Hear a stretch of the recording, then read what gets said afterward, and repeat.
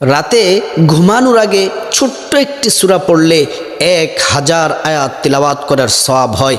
আল্লাহ রাসূল সাল্লাল্লাহু আলাইহি ওয়াসাল্লাম সাহাবাদেরকে বললেন, হে আমার প্রাণের সাহাবারা, তোমরা কি প্রতি রাত্রে 1000 আয়াত তিলাওয়াত করে কি তোমরা ঘুমাতে পারবে?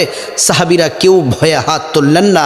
সিদ্দিক আকবর, আবু বকর সিদ্দিক, হযরত ওমর, হযরত ওসমান আলী কেউ হাত তুললেন না। আল্লাহ রাসূল সাল্লাল্লাহু আলাইহি ওয়াসাল্লাম বললেন, তোমরা কি কোরআনের সেই ছোট্ট সূরাটি তাকাসুর কি তোমরা কি পাঠ করতে পারো? আবু বকর সিদ্দিক হাত তুললেন, ওসমান আলী, তালহা, সাদ বিন আবি ওয়াক্কাস প্রত্যেকটা সাহাবী হাত তুললেন।